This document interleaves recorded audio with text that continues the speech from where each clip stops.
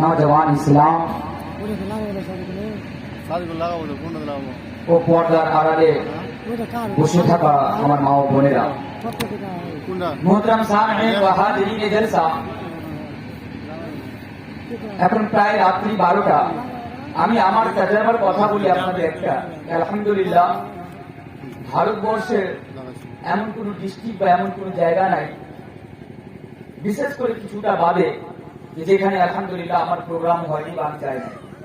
তো আমার এক্সপিরিয়েন্সের মাধ্যমে একটা আপনাদের সামনে কথা বলে যায় যে বর্তমান সময়ে যখন ঘড়িতে রাত্রি 12টা বাজে তখন মানুষের 12টা বেজে যায়, কিন্তু আলহামদুলিল্লাহ আপনাদের দেখে আমি অত্যন্ত খুশি হলাম যে এখন আপনাদের 12টা বাজেনি, তার মানে আপনাদের 13টা বাজবে। তো বলার উদ্দেশ্য হলো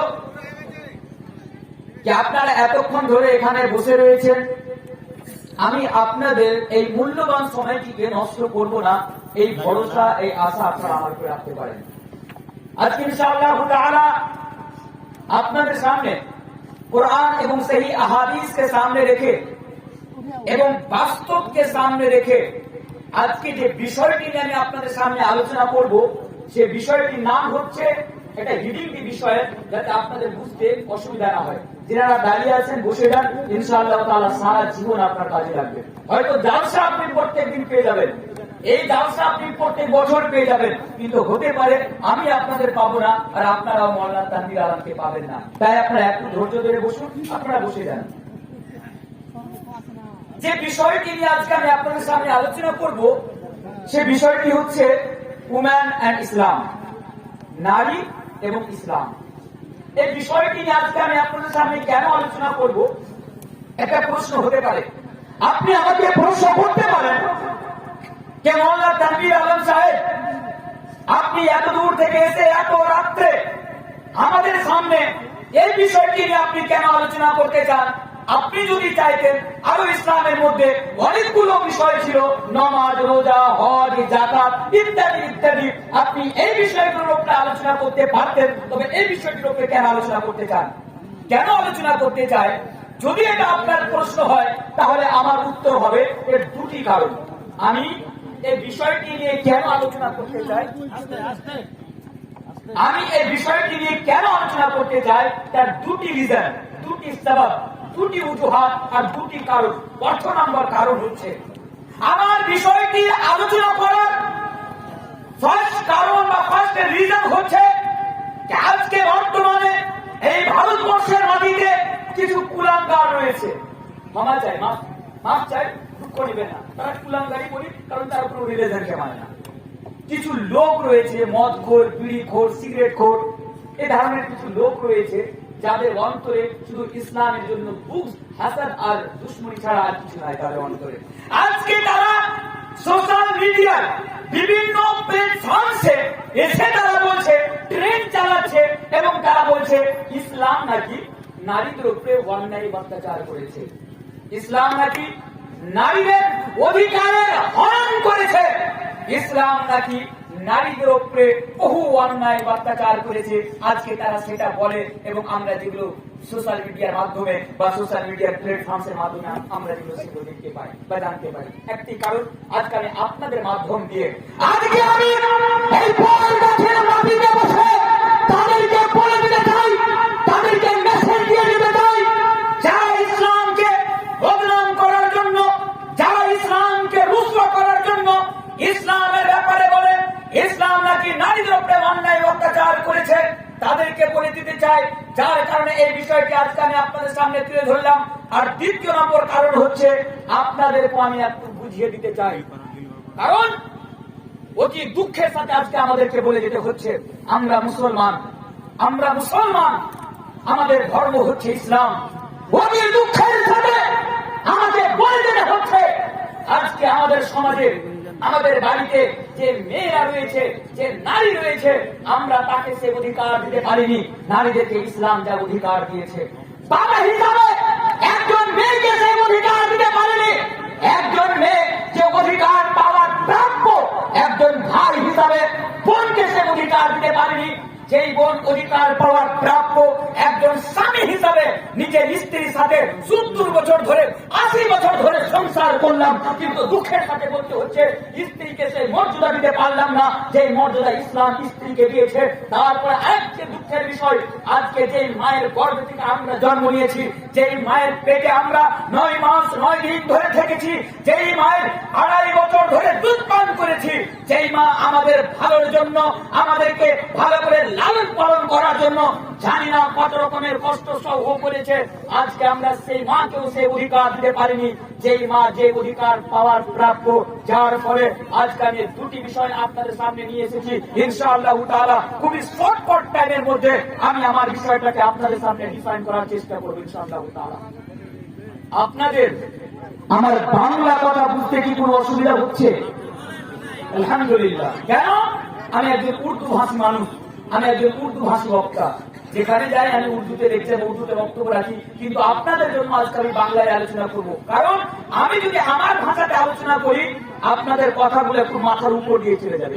ইনশাআল্লাহ উর্দুও নিয়ে আসবো, উর্দুও বলবো, বাংলাও বলবো, প্রয়োজন পড়লে ইংলিশও বলবো, যেটাকে বুঝবেন সেটাকে বুঝাবো ইনশাআল্লাহ তাআলা। তবে আসেন আপনাদেরকে আমার বিষয়টির দিকে নিয়ে যায়। যারা বলে ইসলাম নারীদের উপর অত্যাচার করেছে, 2 মিনিট তাদের উত্তরে বলেছি। দেখো, ইসলাম নারীদের যা সম্মান দিয়েছে, ইসলাম নারীদের যা অধিকার দিয়েছে, আজ পর্যন্ত কোন রিলিজন তা দিতে পারেনি। ইসলাম তাদেরকে বলে দেন, যারা ইসলামের ব্যাপারে বলে ইসলাম নাকি নারীদের উপরে অন্যায় অত্যাচার করেছে, তাদেরকে বলে দেন, আরে বোকা, ইসলাম নারীকে যা অধিকার দিয়েছে, ইসলাম নারীকে যা মর্যাদা দিয়েছে, ইসলাম নারীকে যা সম্মান দিয়েছে, আজ পর্যন্ত ইসলাম ব্যতীত অন্য কোন রিলিজন দিতে পারেনি, আর তা কিয়ামত পর্যন্ত দিতে পারবে না। আর তোমরা যদি আমার চ্যালেঞ্জকে অ্যাকসেপ্ট করতে চাও, তাহলে আসো সামনে, তোমাদের যতগুলো ধর্মগ্রন্থ রয়েছে, ঋগ্বেদ, যজুর্বেদ, সামবেদ, অথর্ববেদ, পুরাণ, ভাগবত পুরাণ, আগ্রা পুরাণ, ভবিষ্যৎ পুরাণ, রামচরিতমানস, বাল্মীকি রামায়ণ, শ্রীমদ্ ভাগবত গীতা, যতগুলো বই রয়েছে তোমরা নিয়ে আসো, তোমরা বাইবেল নিয়ে আসো, আমি তোমাদের সামনে কোরআন নিয়ে যাব আর প্রমাণ করে দিব তোমাদের ধর্ম তাদেরকে কতটা অধিকার দিয়েছে আর আমাদের ইসলাম তাদেরকে কতটা অধিকার দিয়েছে। মনে রাখবেন এই কথা। আর একটু আগে আছেন, যখন এই বিষয়টি জানার জন্য যে ইসলাম নারীদের কি দিয়েছে, 1400 বছর আগে ইতিহাস যখন আমরা উঠিয়ে পড়ি, তখন আমরা বুঝতে পারি যে আজকে এই যে নারীরা আমরা দেখতে পাই 1400 বছর 1500 বছর পূর্বে যে রূপ শান্তির বাজারে, শান্তির হাটে গরু এবং ছাগল বিক্রি করা হয়, সে রূপ নারীদেরকে, মেয়েদেরকে বিক্রি করা হতো। শুধু এতটাই নয়, আরে এই মেয়েদের থাকার কোন, বেঁচে থাকার কোন অধিকার ছিল না। আরে নারীদের পৃথিবীতে জিন্দা থাকার কোন অধিকার ছিল না, তাদেরকে জিন্দা থাকার অধিকার দিয়েছে কে? তাদেরকে জিন্দা থাকার পৃথিবীতে অধিকার দিয়েছে শুধু ইসলাম, শুধু ইসলাম, শুধু ইসলাম। আজকে আমাদের নাম নিয়ে বলে যাচ্ছি না, কারণ হতে পারে আপনারা একটু প্রবলেম ফেস করবেন, তাহলে আমি একটু ইশারাতে কথা বলে যাই, কারণ বাস্তবে একটু কিছু বলতে হবে বিষয়টিকে সামনে রেখে। আমাদের দেশের প্রধানমন্ত্রীর নাম কি না জানেন তো? নরেন্দ্র মোদী। আমি আগে চাচা বলে রাখি, গাড়ি টাড়ি পেটে গেছে।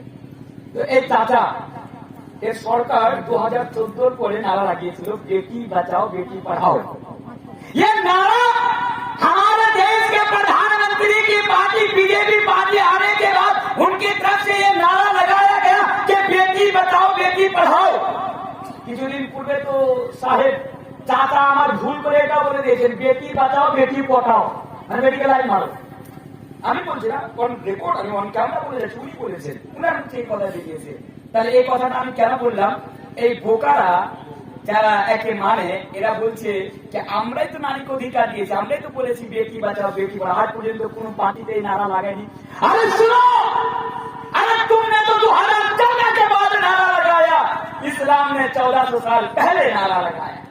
ऐ लोगों, ऐ इस्लाम के ऊपर इतराज करने वालों, ऐ लोगों इस्लाम के ऊपर सवाल खड़ा करते, इस्लाम ने आपको जुल्म किया है, इस्लाम ने आपको ऊपर अन्याय किया है, इस्लाम ने आपको ऊपर अत्याचार किया है। ऐ लोगों सुनो, इस्लाम ने और ऊपर जुल्म नहीं किया, बल्कि इस्लाम ने तो अपनी एक बेटी को जिंदा रहने का हक और अधिकार दिया। ये देखो कि 1400 साल पहले जब किसी किसी बाप के घर में कुरान कहता है वइदा बुशराहुम बिउनसा कुल्ल वजहु मुसवद्दन व हुवा कदीम यतवारा मिनल कौम मिन सूइ मा बुशरा बिही अयुमसिकुहु अला हुन नाम यदुसुहु फी तुराब। कह लोगों, आज से 1400 साल पहले जब किसी बाप के घर में बेटी पैदा होती थी, बच्ची पैदा होती थी, लड़की पैदा होती थी, डॉटर पैदा होती थी, कन्या पैदा होती थी, तो बाप का चेहरा गुस्सा से काला हो जाया करता था। एक बाप पशु पेश में पड़ जाया करता था। हाय अल्लाह, ये क्या मुसीबत मेरे घर में आ गई। हाय अल्लाह, मेरे घर में बेटी पैदा हो गई, मेरे घर में बच्ची पैदा हो गई। फिर वो क्या करता, अपने ही हाथों से अपनी ही बेटी को जिंदा जमीन के अंदर गाड़ देता था। ইসলাম আসার পূর্বে যখন কোন বাড়িতে কন্যা সন্তান জন্ম নিত, তখন তার বাবা নিজের হাতে তার মেয়েকে গর্ত করে মাটির ভিতরে পুঁতে দিত, নিজের হাতে মাটির ভিতরে গর্ত করে পুঁতে দিত। ইমাম বাগাবী রাহমাহুল্লাহ তাআলা এই আয়াতটিকে সামনে রেখে বলেছেন কিভাবে একজন বাবা তার মেয়েকে মাটিতে পুঁততো। আমি বলবো না, কারণ অনেকগুলো এখনো পয়েন্ট বাকি রয়েছে। জাস্ট এটা মনে রাখেন, ইসলাম আসার পূর্বে তারা নিজের হাতে তার মেয়েকে মাটিতে গেড়ে দিত। इस्लाम आया, इस्लाम आने के बाद नारा लगाया। आए लोगों सुनो, इस्लाम के ऊपर इतराज करने वालों सुनो, तुमने तो 2014 के बाद ये नारा लगाया, इस्लाम ने तो 1400 साल पहले ये नारा लगाया। वइदल मऊदतु सुइलत बिअय्यि दमिन कुतिलत। कह लोगों, अगर तुम अपनी बेटी को कत्ल करोगे, ऐ लोगों, अगर तुम अपनी बेटी को जिंदा जमीन के अंदर डालोगे, जिंदा जमीन के अंदर दफन करोगे, तो कल कयामत के रोज तुमसे सवाल किया जाएगा, कल कयामत के रोज तुमसे पूछा जाएगा, कल कयामत के रोज तुमसे आज किया जाएगा कि बताओ तुमने किस जुर्म के बिना पर अपनी बेटी को कत्ल किया था।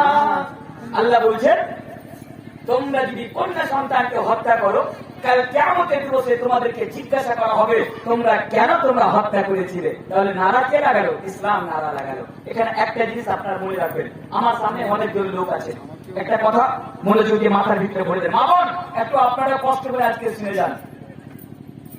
একজন মেয়ে, তার বাবা একজন মেয়েকে 1400 বছর পূর্বে মাটিতে পুঁততো। কতদিন পূর্বে? মাটিতে তারা পুঁতে দিত 1400 বছর আগে।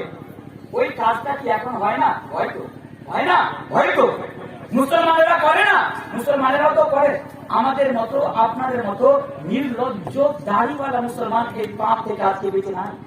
আমাদেরকে ভাবতে হবে, আরে 1400 বছর পূর্বে কন্যা সন্তান হত্যা করা হতো, আর কেউ কন্যা সন্তান হত্যা করা হয়। পার্থক্যটা কোথায়? পার্থক্যটা হচ্ছে 1400 বছর পূর্বে কোন কন্যা সন্তান জন্ম নেওয়ার পরে তার বাবা ইমাম বাগাবী রাহমাহুল্লাহ তাআলার কল অনুযায়ী 5 বছর 6 বছর যখন হতো তাকে মাটিতে বাবা পুঁততো, গেড়ে দিত। আর এখন আমরা করি কি, মায়ের পেটের ভিতরে তাকে আমরা মেরে দিই। যান মালদা হসপিটালে, প্রমাণ চান? আমি আপনাকে প্রমাণ দিতে পারি, হাজারটা প্রমাণ রয়েছে। তথ্য চান? আমি আপনাকে তথ্য দিতে পারি, কারণ আমি বিনা তথ্য ছাড়া আপনার সামনে কথা বলি না। আজকে বিয়ে করেছেন, বাচ্চা বেশি নিব না, 2টার বেশি বাচ্চা নিব না। আজকে অনেক মুসলমানের মেন্টালিটি 2টার বেশি বাচ্চা নিব না। কেন? ও তো নবীকে মাননে वाला নয় না, ও তো ওর আটওয়ার চেলা, ও তো হলো ওদের চেলা যারা বলছে হাম দো হামারে দো, उसके मानने वाले, उसके फॉलोअर है, फॉलो करने वाले, হাম দো হামারে দো। 2টার বেশি সন্তান নিব না। ভুল করে স্ত্রীর পেটে সন্তান চলে এসেছে, বুঝতে পারেনি, ব্যাপার মাথা খুব খারাপ, ডাক্তারের কাছে চলে গেছে। ডাক্তার বাবু আমি খুব পরেশানিতে আছি, আমি খুব অসুবিধাতে আছি, একটু কিছু করেন।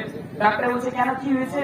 বলছে দেখুন আমার অলরেডি 2টা সন্তান আছে, আর বেশি সন্তান চাই না, ভুল করে গর্ভের ভিতরে সন্তান চলে এসেছে, এবার কি করবো?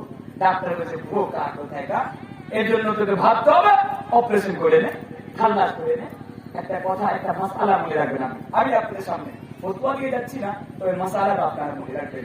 আপনার স্ত্রী যদি প্রেগনেন্ট থাকে, আর ওই প্রেগনেন্ট অবস্থায় কোন মেডিসিনের মাধ্যম দিয়ে, কোন ডাক্তারের কাছে যে, কোন কবিরাজের কাছে যে, কোন ওঝার কাছে যে আপনি যদি সন্তানকে সম্পদকে নষ্ট করেন, ওই সন্তানকে হত্যা করেন, তাকে যদি খাল্লাস করেন, আল্লাহর কসম খেয়ে বলে যাচ্ছি, যেই রূপ 1400 বছর পূর্বে যারা এই অন্যায় করেছিল, যাদেরকে যেভাবে জিজ্ঞাসাবাদ করা হবে, যাদেরকে যেভাবে প্রশ্ন করা হবে, এই মুসলিম তোমাকেও ছাড় দেওয়া হবে না, ওই গোয়ের গাছের মানুষেরা তোমাকেও ছাড় দেওয়া হবে না। কারণ কিয়ামতের দিবসে এর উত্তর আল্লাহ তাবারক ওয়া তাআলার আদালতে দাঁড়িয়ে তোমাকে দিতে হবে। আর এটাই হচ্ছে চূড়ান্ত, এটাই হচ্ছে চূড়ান্ত, আপনাকে দিতে হবে। তাহলে ইসলাম বলছে না তোমরা কন্যা সন্তানকে হত্যা করতে পারো না। এবার আরেকটু আগে আছে, 3টি পয়েন্ট জাস্ট আমি আপনাদের সামনে এবার রাখি, যাতে আপনাদের বুঝতে সুবিধা হয়। মেয়ে, বউ, মা। আগে মেয়েটাকে নেওয়া যাক। ইসলাম কি অধিকার দিচ্ছে? কারণ উম্যান এন্ড ইসলাম, আমার বিষয়টা হচ্ছে নারী এবং ইসলাম। আগে দেখুন মেয়েদেরকে আজকে আমরা মেয়েদেরকে সে অধিকার দিতে পেরেছি না। আমি আপনাকে একটা উদাহরণ দিই, বর্তমান বাস্তব সমাজে, যে একটা লোকের বাড়িতে 5টা বেটা আছে, ও বোরগাছি স্ট্যান্ডে পায়ের ওপরে পা উঠিয়া বিড়ি খেয়েছে, সিগারেট খেয়েছে। এখন তো বিড়ি খাওয়া সিগারেট খাওয়া এটা কমন ব্যাপার না? বিড়ি খাওয়া সিগারেট খাওয়া তো কমন। এটা কি জানেন আমরা কত দূরে এগিয়েছি? আমরা এটাকে গুনহার কাজই মনে করি না, বিড়ি খাওয়া সিগারেট খাওয়াকে গুনহার কাজই মনে করি না আমরা এটাকে। রাস্তায় আজকে আমি আপনাদের দাওসায় আসছিলাম, মাদ্রাসা গেছিলাম, আসছিলাম, এই ছোট ছোট বাচ্চা বললে হয়তো ভুল হবে, এখন তামানি পয়সা সই হয়নি, আর রাস্তায় দাঁড়িয়ে বিড়ি খাচ্ছে, সিগারেট খাচ্ছে, সবাই যাচ্ছে দেখছে, কোনো ব্যাপারই নয়। এইগুলো আজকে আমরা এই মুসলমান আমরা এগুলোকে আমরা গুনহাই মনে করি না। আজকে আপনাদের ব্যাপারে অনেক কিছু বলার আছে, একটু ধৈর্য ধরে আপনারা আমাকে একটু সময় দেন। একটা উদাহরণ মনে পড়ে গেল, একটা যুবক এসে আমাকে বলছে, বিড়িখোর যুবক বলছে, মোল্লা স্যার একটা প্রশ্ন করতে চাই। প্রশ্নটা কর, কি প্রশ্ন? বলছে ভাত খাওয়ার দোয়া আছে? বলছে আছে। বলছে দুধ খাওয়ার দোয়া আছে? বলছে আছে। বলছে সব খাওয়ার দোয়া আছে? কেমন ভাবে আমাকে ফাঁসাচ্ছে? বলছে সব খাওয়ার দোয়া আছে? বলছে হ্যাঁ সব করার দোয়া আছে। বলছে বিড়ি খাওয়ার দোয়া আছে? আরে বিড়ি খাওয়াটা তো ইসলামে হারাম রে, বিড়ি খাওয়ার কি কোনো দোয়া হয়? বলছে মোল্লা তো আপনি বেশি পড়াশোনা করেননি, বিড়ি খাওয়ারও দোয়া আছে। যে ফের বোকা কোথায় কার বিড়ি খাওয়ার দোয়া আছে? বল দেখি বিড়ি খাওয়ার দোয়া কি? আজ পর্যন্ত তো বিড়ি খাওয়া তো হারাম রে, দোয়া কোথা থেকে আসলো? বলছে না আছে। বল বিড়ি খাওয়ার দোয়া কি? বলছে বিড়ি খেতে বসিবে, এই দোয়া পড়িবে। বলছে কি দোয়া? বলছে আল্লাহ উম্মা বারিক লানা ফিমা বেড়ি টানা। যেটা বিড়ি খাওয়ার পর দোয়াও অনিয়ে যাচ্ছে যুবকের, মানে বুড়ার উপরে ইসলাম কি আর কি? আল্লাহ এই ধরনের যুবককে আল্লাহ তুমি হিদায়াত দাও, আল্লাহ তুমি এদেরকে হিদায়াত দাও। তো যেটা বলছিলাম, একটু এদিকে আসেন। হ্যাঁ, চায়ের দোকানে বসে পায়ের উপরে পা উঠে ওর বাড়িতে 5টা ছেলে বিড়ি খাচ্ছে আর চা খাচ্ছে।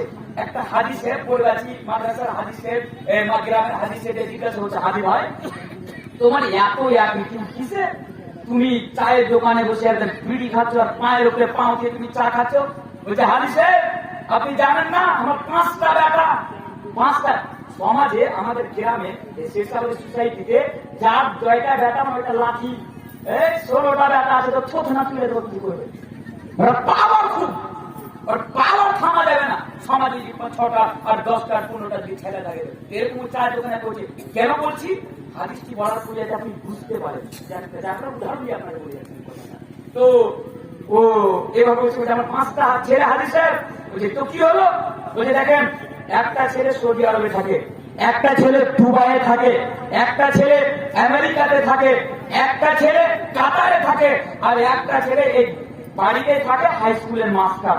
এই 5টা ছেলে 5 দিকে থাকে, আর শুধু মাসে মাসে বাড়িতে টাকাই টাকা, টাকাই টাকা, টাকাই টাকা।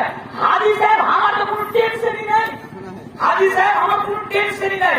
যার কারণে এরকম ওর পাশে আর একটা লোক বসে আছে, আর মাথাটাও কথাটা শুনে নিচে করে নিয়েছে মাথাটা। হাজি সাহেব ওকে জিজ্ঞাসা করছে, তোমার মাথাটা নিচে কেন? সময় চায়ের দোকানে বসে উত্তরে বলছে, হাজি সাহেব কি বলবো, আমার কপালটা ফুটা হয়ে গেছে। বলছে কপাল ফুটা হয়ে গেছে মানে? বলছে বাড়িতে খালি মেয়ে আর মেয়ে, মেয়ে আর মেয়ে, মেয়ে আর মেয়ে, মেয়ে আর মেয়ে। হাজি সাহেব ছেলার মুখখান দেখতে পেলেন না, হাজি সাহেব খুব আফসোস থেকে গেল।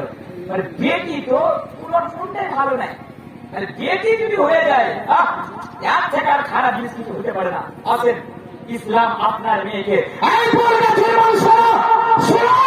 আপনার বাড়িতে যদি 14 গুন্ডা বেটা থাকে, আর ইসলাম আপনার বেটার ব্যাপারে যে ফজিলত বর্ণনা না করছে, আরে যে বেটিকে নিয়ে আপনার মাথা আজকে সমাজে নিচু হয়ে আছে, আরে যে বেটিকে নিয়ে আজকে আপনার মন খারাপ হয়ে আছে, আরে হাদিসটি শুনে যান, আপনার মন ভালো হয়ে যাবে।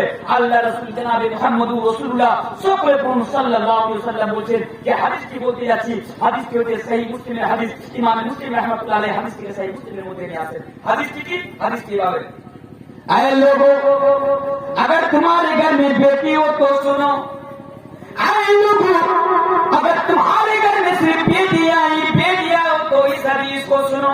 इस्लाम तुम्हें क्या पैगाम दे रहा है और इस्लाम तुम्हारी बेटी की क्या फजीलत को बयान कर रहा है। इस्लाम कहता है, यानी अल्लाह के प्यारे नबी जनाब मुहम्मद रसूलुल्लाह सल्लल्लाहु अलैहि वसल्लम बयान फरमाते हैं, मन आला जारियतैन हत्ता तबलुगा जा'a यौमल क़यामा अना व हुवा व दम्मा असाबिअहु।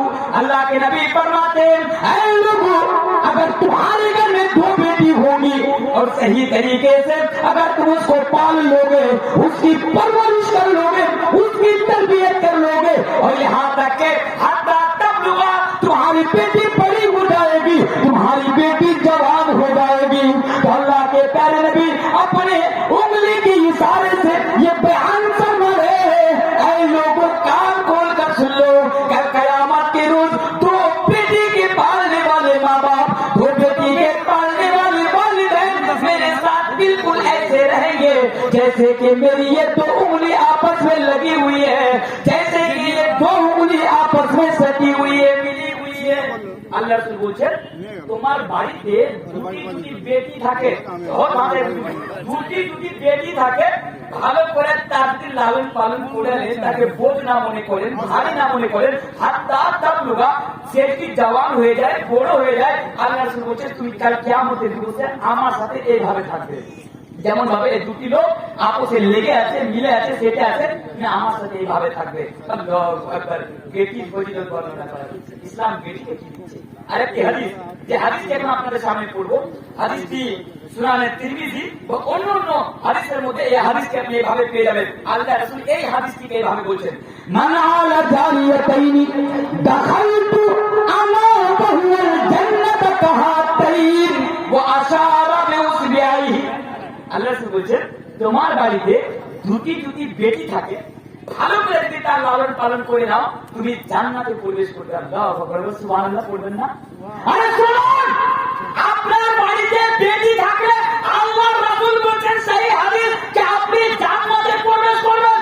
তার সাথে আল্লাহর রাসূলের সাথে এমন ভাবে, যেমন ভাবে এই দুটি লোক আমার লেগে আছে, আমার সেটে আছে, আমার নিচে আছে, আমি না, আল্লাহর রাসূল বলেন আপনি এইভাবে আল্লাহর রাসূলের সাথে জান্নাতে প্রবেশ করবেন। দেখা গেল এই দুটি হাদিস শুনলেন, আপনার বই গাছে একটা মানুষ 5 ওয়াক্তের নামাজ পড়ে, কাল থেকে নামাজ পড়া ছেড়ে দিয়েছে। এবার গ্রামের লোক জিজ্ঞাসা করছে, হাও তুমি তো আগে নামাজ পড়তে, জালসা করে তো মানুষ পরিবর্তন হয়, তুমি আমার নামাজ ছেড়ে দিলে, ব্যাপারটা কি? বলছে কেন? লাস্টে মনে হয় আপনি মোল্লা তানভীর আলমের বক্তব্য শুনেনি। বলছে না, শুনেছি তো। বলছে কেন? তানভীর আলম বলেনি যে দুটি বেটি থাকলে আল্লাহ রাসূলের সাথে জান্নাতে যাবো, আমার বাড়িতে 4টা বেটি নামাজ রোজা করে কি করবো, এমনি জান্নাতে যাবো? এমনটা তো হবে না। এখানে আপনার বেটির ফজিলত বর্ণনা করা হচ্ছে। দুটি হাদিস, 3টি করে হাদিস বলে যাচ্ছি। 3 নম্বর হাদিসটি দিকে লক্ষ্য রাখেন, কত ইম্পর্টেন্ট হাদিস, কত সুন্দর ভাবে আল্লাহ রাসূল আমাদেরকে বুঝিয়ে যাচ্ছেন, কত সুন্দর ভাবে আমাদেরকে বেটির ফজিলত বলে দিচ্ছেন। এই হাদিসটি সহিহ মুসলিমের হাদিস, যে হাদিসটি এখন আপনাদের সামনে বর্ণনা করবো, হাদিসটি একটু শুনেন। একদিন আল্লাহ রাসূলের বাড়িতে আল্লাহর রাসূল নাই, কোন উপস্থিত রয়েছেন, যারা হাজির হয়েছেন বাড়িতে নাই, হযরত আয়েশা রাদিয়াল্লাহু তাআলা আনহা বাড়িতে আছেন। হাদিসটি শুনে যাবেন, আবার আপনারা লক্ষ্য করে শুনবেন। একটি ভিখারা, যারা ফকিরনি, আমরা ভাষাতে ফকিরনি বলি যাকে, সাধারণ ভাষাতে, দুটি ছোট ছোট বেটিকে নিয়ে আল্লাহ রাসূলের বাড়িতে ভিক্ষা চাইতে চলে এসেছে। হযরত আয়েশা রাদিয়াল্লাহু তাআলা আনহাকে বলছেন, এ আয়েশা, আপনার বাড়িতে কি খাবার কিছু আছে? আপনার বাড়িতে খাবার কিছু থাকলে একটু দেন না, একটু না খেয়ে আছে। আমার এই যে 2 মেয়ে আছে, এই মেয়ে দুটিও না খেয়ে আছে। আয়েশা, আপনার বাড়িতে কিছু আছে? আল্লাহু আকবার। হযরত আয়েশা রাদিয়াল্লাহু তাআলা আনহা বলছেন, আমার বাড়িতে তাদেরকে দেওয়ার জন্য, তাদেরকে খাওয়াবার মতো কিছু নাই। আল্লাহু আকবার। হাদিসটি একটু লক্ষ্য করে কি বুঝতে পারলেন? এই জিনিসটা আমরা এখান থেকে বুঝতে পারলাম। আল্লাহ রাসূলের জীবনের দিকে দেখুন, আল্লাহ রাসূলের বাড়ির দিকে একবার তাকিয়ে দেখুন যে আল্লাহর রাসূল, আল্লাহর মাহবুব রাসূল সাইয়্যিদুল আম্বিয়া, নবীদের সর্দার, আমাদের প্রিয় নবী জনাব মুহাম্মদ রাসূলুল্লাহ সাল্লাল্লাহু আলাইহি ওয়াসাল্লাম, কিন্তু ওনার বাড়িতে একটি ভিখারিন মহিলাকে খাওয়ার মতো, তাকে দেওয়ার মতো কিছু নাই। বুঝতে পারলেন? এই টাকা টাকা করনে वाला, আজকে আমরা শুধু টাকা টাকা করে মরি। আমাদের আজ हमारा उठना बैठना सोना जागना आज हर चीज मेरे भाइयों सिर्फ दुनिया को बेहतर बनाने के लिए होती है, दुनिया को बेहतर बनाने के लिए होती है। आज का আমরা টাকা পয়সা জমি জায়গা বাড়ি গাড়ি ছাড়া আজকে আমরা কিছু বুঝি না। আরে মুসলমান, আপনি একবার আল্লাহ রাসূলের জীবনের দিকে একবার আপনারা তাকিয়ে দেখুন, আল্লাহ রাসূলের বাড়ির দিকে একবার তাকিয়ে দেখুন যে আল্লাহ রাসূল এই দুনিয়ার ভালোবাসাকে, এই দুনিয়ার টাকা পয়সা সোনা চাঁদিকে না ফেলে রাসূলের সরিয়ে দিয়েছেন, আর আল্লাহ রাসূল আখিরাতকে সামনে রেখে জীবন যাপন করেছেন। এখানে একটা হাদিস বলবো, হাদিসটা শুনে যান। এই হাদিস থেকে সামনে রেখে একটা হাদিস বলে যাচ্ছি, যে হাদিসকে আমি আপনাদের সামনে বলবো। এই হাদিসটি কোথায় পাবেন? এই হাদিসটি পাবেন আপনি আবু দাউদ, শুনে যান, আপনার সারা জীবন কাছে লাগবে। হাদিসটি পাবেন আপনি আবু দাউদ কিতাবুল ফিতানের মধ্যে আপনি হাদিসটি পাবেন। হাদিসের রাবী হচ্ছেন হযরত সাওবান রাদিয়াল্লাহু তাআলা আনহু। কত ইম্পর্টেন্ট হাদিস! হাদিসটাকে বলার পূর্বে ছুটি দেয় না আপনাদেরকে এভাবে বুঝিয়ে দিই। আচ্ছা বলুন, আজকে আমরা প্রত্যেক জায়গাতে লাঠি জুতা খাই কি খাই না? আজকে আমরা প্রত্যেক জায়গাতে লাঠ জুতা খাই কি খাই না? বলুন, খাই তো।